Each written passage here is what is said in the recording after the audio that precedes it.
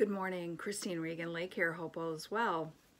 So today I am continuing my video series on the various schemas or core beliefs, global metaphors that people struggle with that can be very detrimental to their emotional fulfillment and happiness. So today I'm going to explore the schema of shame, defectiveness, and unlovability. So what does that mean? So when a child grows up in an environment with caregivers who are hypercritical, who are disrespectful to their children, you know, they treat their children like they're kind of less than, you know, you do something and they roll their eyes, they're very condescending, hypercritical of anything you do something and all they can do is find all the flaws and errors and mistakes in it instead of lifting you up. What that does is it creates in the child feelings of intense shame, but beyond even shame, they feel defective, like there's something intrinsically broken about them. They're defective and they don't work right, and that they're unlovable. So intense feelings of shame, feeling defective, and that somehow you are completely unlovable.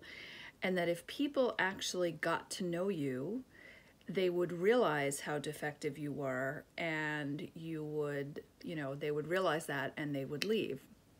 So in terms of, you know, dealing with shame, shame is one of the lowest vibrating emotions that you can feel. It is incredibly detrimental. Shame eats away at the foundation of your self-respect and your self-esteem and your self-worth.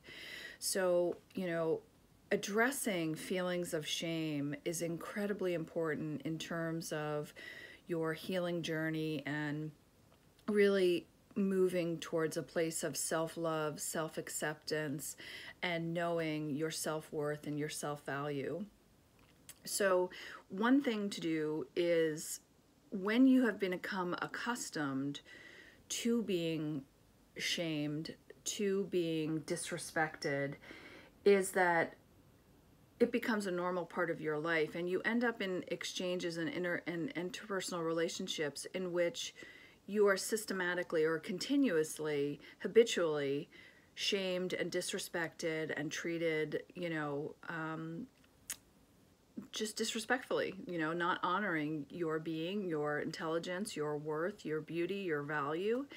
And so it's incredibly important to learn how to start building healthy boundaries, to start putting people in their place and start shutting them down and letting them know that it is no longer acceptable for them to disrespect you, to shame you. Someone rolls their eyes at you when you make a comment, you speak up and you say, don't do that to me. I don't communicate with to you with in that way. Don't roll your eyes at me. That is a signal of disrespect and contempt and condescension, you know. And they've proven, they've done studies, the Gottman Institute did studies and found that in relationships, if you're living in a home, whether it's your parents doing it to a child or a spouse doing it to their spouse, a husband to the wife or the wife to the husband or the parent to the child, that being in a situation where you have another individual who is condescending to you and speaks down to you as if you are less than, that they somehow hold a superior role to you, that can actually cause physical illness in the body. That can create autoimmune diseases in the person on the receiving end of that contemptuous, condescending verbiage. So, you know, if you know that you struggle with feelings of worthiness, that somehow I'm not lovable, I'm defective, I'm shameful, you know, there's something wrong with me, then it is critically important that you try to heal those wounds. Go back to figure out those moments in your childhood that were most painful, that planted those beliefs in your subconscious mind and that are anchored into your nervous system and your body, that tell you that you are unlovable, that tell you that you're shameful, that tell you that you are defective in some way. So you want to heal those wounds, and then you want to start retraining the people around you and demand to be treated with respect. And if those people don't treat you with respect, then there must be consequences. So what does that look like? So, you know, if someone's disrespectful on the phone to you and, you know, you need to do what you need to do, you hang up. And if it's your mother, if it's your father, if it's a brother, you know, whoever, you cannot allow yourself to be disrespected and treated in that way where your feelings are dismissed and discarded and made to feel as if they don't matter. Do not let people shame you, roll their eyes at you, treat you with disrespect, curse at you. You know, it's unacceptable, you know, to allow someone to speak to you in a manner that is dishonorable, disrespectful to your dignity.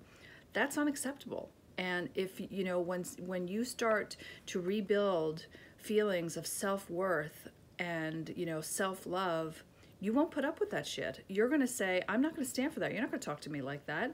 And if you continue to talk to me like that, I will cut you off. I will cut you off like you'd cut a foot off that has gangrene, right? Because shame will eat away at your foundation of self-worth. No friendship, no connection is worth your health. So if you know that you struggle with these things, I do please encourage you to look to the wounds of your past, you know, give yourself the time and the self-love to heal those wounds and start establishing healthy boundaries. And if you need to cut people out of your lives because they are incapable of treating you with respect and dignity, well, then that's what you got to do. And if you choose to stay in those relationships and maintain those connections with people who disrespect you, who roll their eyes at you, who curse at you, and who treat you in a manner that is not dishonorable, well, then you're choosing to be a victim, and you can't blame them because you're accepting it. You cannot be a victim unless you give your permission and you allow it and you stay and participate in those relationships. So I hope you found value in that. You are lovable. You are not defective. You have nothing to be ashamed of, and I truly hope that you're able to release those feelings and know the intrinsic divinity and purity of who you are at your core, and know that you are, of course, worthy of love. And that's just as simple as it is. You just are. So I hope you find value, and I'll look forward to speaking with you soon. Thanks. Bye.